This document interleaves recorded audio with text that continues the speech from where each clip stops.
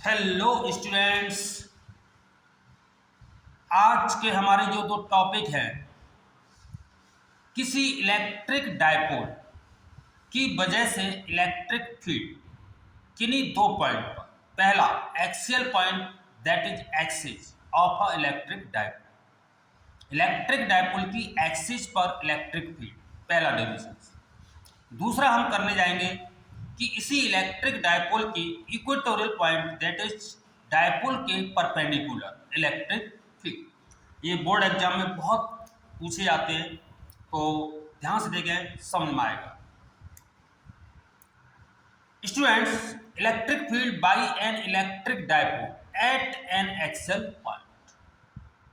तो सबसे पहले हम एक डायपोल लेते हैं, और डायपोल आप पहले ये वीडियो देख चुके होंगे कि डायपोल होता क्या है। इसमें दो पोल होते हैं। डाई मीन्स दो पोल, एक नेगेटिव और एक पॉजिटिव, सेम मैग्नीट्यूड के अपोजिट होते हैं और शॉर्ट डिस्टेंस पर प्लेस्ड होते हैं। स्टूडेंट, सपोज इसका जो मिड पॉइंट ओ है और टोटल जो शॉर्ट डिस्टेंस ली थी हमने स्टूडेंट, वो क्या ली थी आपकी 2L। तो सपोज ये L और ये L आपकी हो गई 2L। हमें इस डायपोल की एक्सिस पर, सपोज इस पॉइंट P पर हमें इलेक्ट्रिक फील्ड फाइंड करना। तो देखें स्टूडेंट, तो स्टूडेंट्स मान लिया कि इस पॉइंट P पर कोई एक टेस्ट चार्ज Q0 प्लेस्ड है। हमें इस पॉइंट P पर इलेक्ट्रिक फील्ड फाइंड करना है इन दोनों चार्ज की वजह से। तो सपोज इस चार्ज से इसकी जो डिस्टेंस होगी, मान लो कि इसके मिड पॉइंट से इस पॉइंट P की जो डिस्टेंस है वो आपकी R है। तो इस चार्ज से इसकी जो डिस्टेंस होगी यहां से यहां तक R+L। इसी प्रकार स्टूडेंट प्लस Q चार्ज से इसकी जो डिस्टेंस होगी, इस R में से L को माइनस कर दें तो ये आपकी डिस्टेंस आएगी R-L। अब हमें इस पॉइंट P पर नेट इलेक्ट्रिक फील्ड फाइंड करना है। तो सबसे पहले हम देखते हैं नेगेटिव चार्ज, ये पॉजिटिव चार्ज, फोर्स अट्रैक्शन होगा, जिसकी वजह से जिस डायरेक्शन में फोर्स लगेगा उसी डायरेक्शन में इलेक्ट्रिक फील्ड होता है स्टूडेंट्स। तो -Q की वजह से इस पर जो फोर्स लगेगा इस डायरेक्शन में लगेगा, तो इलेक्ट्रिक फील्ड का भी डायरेक्शन इसी डायरेक्शन में होगा। सपोज वो E1। सिमिलरली ये +Q और ये +Q इसको रिपेल करेगा, यानी फोर्स इस डायरेक्शन में लगेगा, तो आपका इलेक्ट्रिक फील्ड का डायरेक्शन भी इसी डायरेक्शन में होगा। तो स्टूडेंट्स हम देखते हैं कि किसी पॉइंट P पर मान लो कि यहाँ पत्थर का टुकड़ा है और एक व्यक्ति इसको ऐसे खींच रहा है इस डायरेक्शन में और दूसरा व्यक्ति इस डायरेक्शन में। तो स्टूडेंट्स किस डायरेक्शन में जाएगा ये ऑब्जेक्ट? तो आपको पता है जिधर फोर्स ज़्यादा हुआ। तो फोर्स कौन सा ज़्यादा हुआ, यानी E1 और E2 में से कौन ज़्यादा है? तो हम ये जानते हैं स्टूडेंट कि इलेक्ट्रिक फील्ड जो है डिस्टेंस के स्क्वायर के इन्वर्सली प्रोपोर्शनल होता है, यानी E∝1/r²। तो इससे ये रिजल्ट निकलता है कि जिसकी r यानी जो डिस्टेंस है वो कम होगी वो इलेक्ट्रिक फील्ड ज़्यादा होगा, और जिसकी डिस्टेंस ज़्यादा होगी उसका इलेक्ट्रिक फील्ड कम होगा। तो यहाँ स्टूडेंट्स हम देख रहे हैं कि यहाँ R-L और R+L में कौन सी डिस्टेंस सबसे छोटी है? R-L। तो इसके कारण जो इलेक्ट्रिक फील्ड बना था वो था E2, और इसकी वजह से जो इलेक्ट्रिक फील्ड बना -Q की वजह से E1। तो इसका मतलब हमने ये देखा कि E2 is greater than E1। तो इस प्रकार स्टूडेंट्स इसका जो नेट इलेक्ट्रिक फील्ड जो आएगा वो इलेक्ट्रिक फील्ड नेट वो आएगा आपका E2 - E1, यानी इसमें से इसे हम माइनस कर दें तो हमारा नेट इलेक्ट्रिक फील्ड फाइंड हो जाए।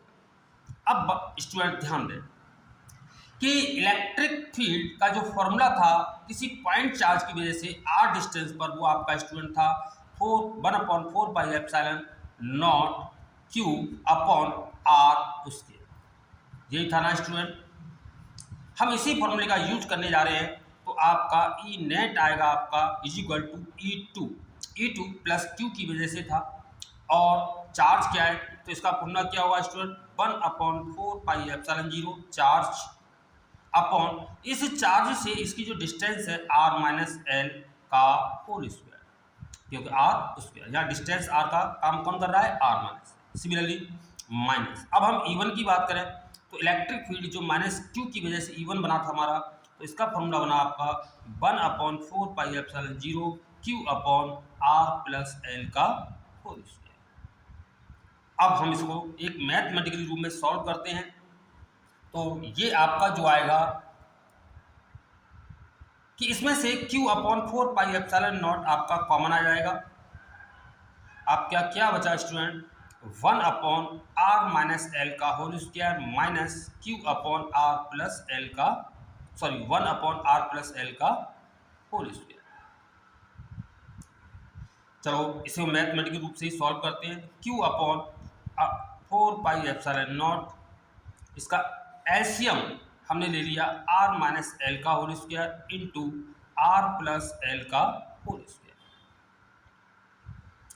देखिए स्टूडेंट, ये कैंसिल आउट, आपका बचा r प्लस एल का होल स्क्वायर माइनस ये कैंसिल आउट, बचा आपका r माइनस एल का होल स्क्वायर।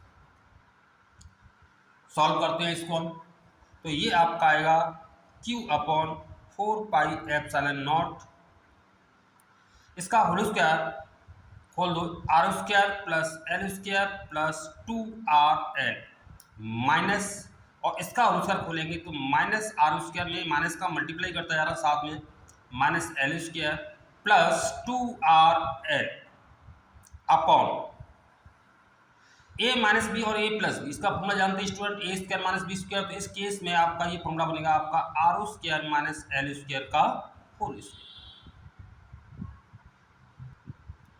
और आपका आर स्क्वायर एल स्क्वायर आपकी कैंसिल आउट हो गए, तो आपका बचा Q अपॉन 4πε0 2rl और 2rl यानी मीन्स 4rl को देखते हैं।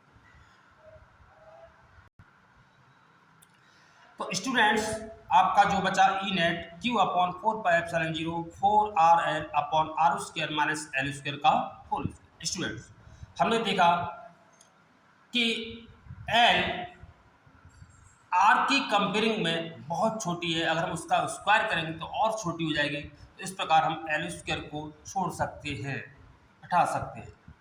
तो आपका ये जो बचेगा आपका Q अपॉन 4πε0 4rl, तो ये बचा आपका आर स्क्वायर और इसकी पावर 2, तो ये कितना आया स्टूडेंट्स, ये आपका आया Q अपॉन 4πε0, तो 4rl r की पावर 4, r से ये r की पावर 3 बार कैंसिल आउट हो जाएगा, तो आपका जो बचेगा वो बचेगा आपका Q अपॉन 4πε0 और 4l अपॉन r।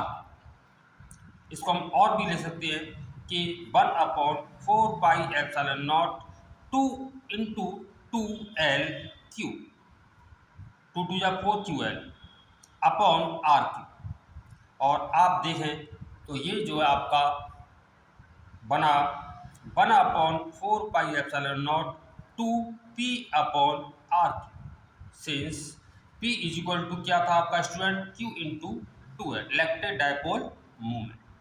तो इस प्रकार स्टूडेंट किसी डायपोल की वजह से इसकी एक्सिस पर इलेक्ट्रिक फील्ड का फॉर्मूला हमारा ये बनकर आया। और अगला जो हमारा डेरिवेशन है सेकंड पार्ट वो हम करने जा रहे हैं, और सेकंड पार्ट क्या था देखिए स्टूडेंट्स, हमारा जो सेकंड जो डेरिवेशन है electric field by an electric dipole at equatorial point, यानी इलेक्ट्रिक डायपोल के परपेंडिकुलर किसी पॉइंट पर हम इलेक्ट्रिक फील्ड फाइंड करने जा रहे हैं। जस्ट अभी हमने निकाला था एक्सिस पर, तो देखते हैं इसका। पहले की तरह मान लिया कि ये हमारा कोई एक डायपोल है, मिड पॉइंट O, और हमें इसके इक्वेटोरियल पॉइंट यानी परपेंडिकुलर किसी पॉइंट P पर इलेक्ट्रिक फील्ड फाइंड करना है।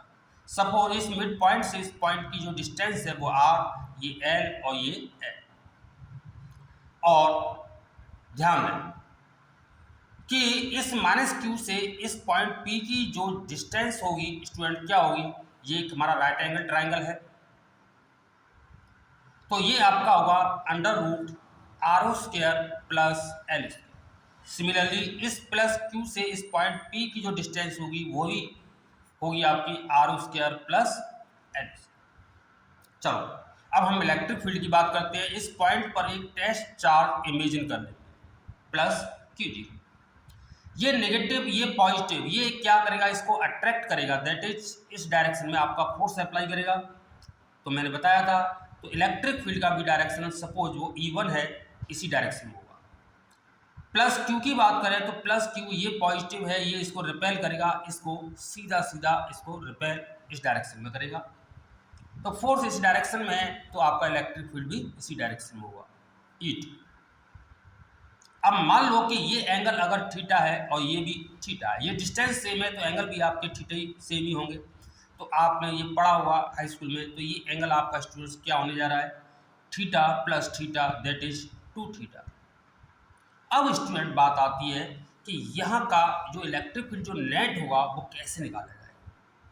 तो स्टूडेंट इसको थोड़ा ध्यान दें, इसके 2 तरीके होते हैं, लेकिन मैं थोड़ा लेंथी वाला फॉर्मूला यूज करूँगा। देखो कि यहाँ पर हमारा जो पॉइंट P है, इस पर एक इलेक्ट्रिक फील्ड का डायरेक्शन इस डायरेक्शन में था जो E2 था, और एक इस डायरेक्शन में था जो सपोज कितना था आपका E1, और इनके बीच में जो एंगल है वो आपका 2 थीटा था। तो एक चीज़ सोचो स्टूडेंट, इस पत्थर को दो व्यक्ति ऐसे और ऐसे खींच रहे इस डायरेक्शन में, तो पत्थर जाएगा कहाँ, जहाँ फोर्स ज़्यादा हुआ, राइट ना।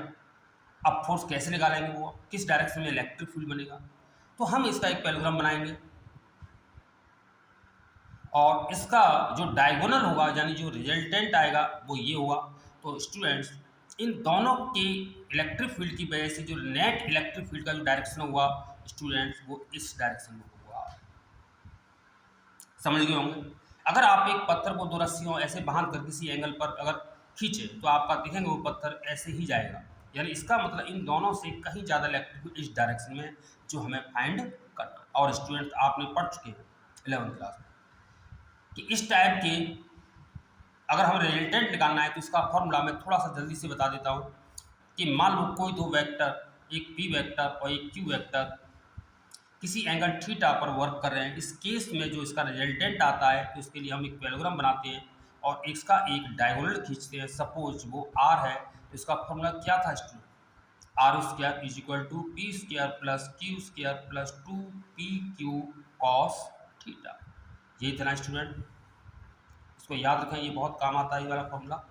2 वेक्टर को अगर किसी एंगल पर वर्क कर रहे हैं तो ऐड कर लें, तो इसी का हम यूज करने जा रहे हैं। सपोज मान लो ये P1 है, E2 वो E1 को हमने P और इसको Q मान लिया और ये R को हमने E नेट मान लिया। तो इसी फॉर्मूले का यूज करेंगे तो आपका E नेट जो आएगा, E नेट का square is equal to P1 को हमने PE1 मान लेते हैं, E2 plus 2E1 E2 cos, और एंगल यहाँ पर हमारा 2 थीटा था। चलो तो ये इक्वेशन नंबर 1 होगी। अब बात करते हैं हम E1 E2 कैसे निकालें। तो देखो एक स्टूडेंट वापस आप फिगर में आइए कि E1 कैसे निकालें, कि हमें किसी पॉइंट चार्ज से इस डिस्टेंस पर इलेक्ट्रिक फील्ड का फॉर्मूला हमें पता है। तो स्टूडेंट ध्यान से देखें, तो E1 कितना हुआ आपका 1/4πε0 चार्ज और डिस्टेंस का स्क्वायर, तो इस root R square plus L square का स्क्वायर करेंगे तो रूट हटे आएगा, तो आपका ये आएगा R square plus L square. ठीक है ना ये स्टूडेंट। इसी प्रकार अगर हम सेकंड केस यानी E2 की बात करें तो E2 आपका आएगा 1/4πε0 क्यू चार्ज और डिस्टेंस वही है R square plus L square, इसका स्क्वायर करेंगे तो रूट आपका हट जाएगा। तो हमने स्टूडेंट क्या देखा, दोनों ही इलेक्ट्रिक फील्ड मैग्नीट्यूड में सेम है। तो इस प्रकार हमने ये देखा कि E1 इक्वल E2। तो इस फॉर्मूले फर्स्ट में अगर हम चाहें तो E2 की जगह E1 या E1 की जगह E2 लिख सकते हैं। तो ये फॉर्मूला थोड़ा छोटा हो जाएगा हमारा, तो हम इस प्रकार हमारा जो E नेट निकल के आएगा वो आएगा E1 का स्क्वायर, E2 की जगह भी मैंने E1 कर दिया प्लस 2E1 कॉस 2 थीटा। तो ये हो गया आपका 2E1 का स्क्वायर प्लस 2E1 का स्क्वायर कॉस 2 थीटा। ये दोनों प्लस कर दिए, इनका मल्टीप्लाई। तो हमने ये देखा कि इसमें से 2E1 का स्क्वायर कॉमन आ गया, आपका बचा 1 plus cos 2 theta, that is E net square आएगा आपका 2E1 का स्क्वायर 1 प्लस कॉस 2 थीटा का एक फॉर्मूला होता है स्टूडेंट, याद होगा आपको, 2 कॉस स्क्वायर थीटा माइनस। इनको स्टूडेंट याद रखना, ये फॉर्मूला बहुत यूज होता है। कॉस 2 थीटा के दो फॉर्मूले खासतौर पर यूज होते हैं, एक तो होता है 1 माइनस 2 साइन स्क्वायर थीटा और एक 2 कॉस स्क्वायर थीटा माइनस 1। इसको जरूर याद रखें। हमने देखा 1 आपका कैंसिल आउट हो गया और इस प्रकार आपका आ गया 2 2 जा 4 E1 का square cos square theta. E net निकालना है तो ई नेट आया आपका, इसका स्क्वायर उठाएंगे तो इस पर रूट लगेगा, रूट लगाएंगे तो इसका मतलब ये वैल्यू आएगी आपकी 2E1 कॉस थीटा। तो स्टूडेंट ये हमारा एक ऐसा फॉर्मूला बन गया जो अब डेरिवेशन आसान लगेगा। तो हमारे पास E1 की वैल्यू चाहिए, कॉस थीटा की वैल्यू चाहिए, तो E1 हमारे पास ऑलरेडी है, अब चाहिए हमें मात्र कॉस थीटा, तो ये भी वैल्यू हम निकाल के रख लेते हैं। Since cos theta is equal to क्या होता है student, base upon hypotenuse. Base L हो गया और हाइपोटेन्यूस हो गया आपकी under root R square plus L. अब हम E1 और कॉस थीटा की वैल्यू इसमें रखना है, सॉल्व करना है और हमारा आंसर आ जाएगा। तो देखिए स्टूडेंट ध्यान से,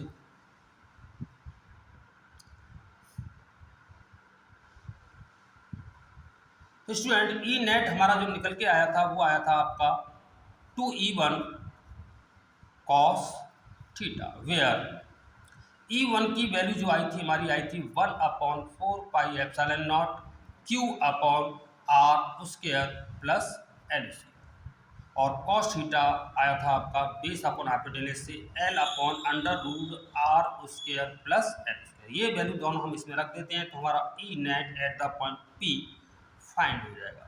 तो ये होगा हमारा 2E1 की वैल्यू हो गई आपकी 1/4 pi epsilon naught Q upon R square plus L square into cos theta. Cos theta कितना है आपका L upon under root R square plus L square. अब स्टूडेंट ध्यान दें 2L इंटू क्यू बन गया dipole moment, Q into 2L, तो इसको हम लिख सकते हैं 1/4 pi epsilon 0 into Q into 2L यानी P बन गया आपका। और ये जो है इसका इसमें मल्टीप्लाई करेंगे तो ये आपका आएगा R square plus L square की whole power 3 x root x into में करते हैं तो क्या आता है एक्स की पावर 3। बात वही कंडीशन लेंगे कि इफ कि सिंस आर बहुत बड़ी है एल की कंपेयरिंग में और स्क्वायर करेंगे एल का तो और छोटी हो जाएगी, तो इस एल स्क्वायर को हम निगलेक्ट यानी छोड़ सकते हैं। तो हमारा जो ई नेट निकल के आएगा वो आएगा आपका 1/4 pi epsilon 0 P upon R square की होल पावर आ गई आपकी 3/2। 2 से 2 कैंसिल आउट हो गया और इस प्रकार हमारा जो ई नेट निकल के आया वो आया आपका 1/4 pi epsilon 0 P upon R Q. इस प्रकार स्टूडेंट ये जो दो डेरिवेशंस थे बहुत ही इंपॉर्टेंट डेरिवेशंस हैं। एक एक्सिस पर उसमें फर्क इतना है, उसमें 2P अपॉन आर क्यू आया था एक्सिस में और यहाँ पर P अपॉन आर। उम्मीद है आपको बहुत अच्छा समझ आएगा। प्रैक्टिस करें, विदाउट प्रैक्टिस आप कुछ नहीं कर पाएंगे। फॉर्मूलों को याद रखें और कोई इसका दूसरा तरीका है ही नहीं। तो वीडियो अच्छा लगा तो लाइक करें, सब्सक्राइब करें। धन्यवाद।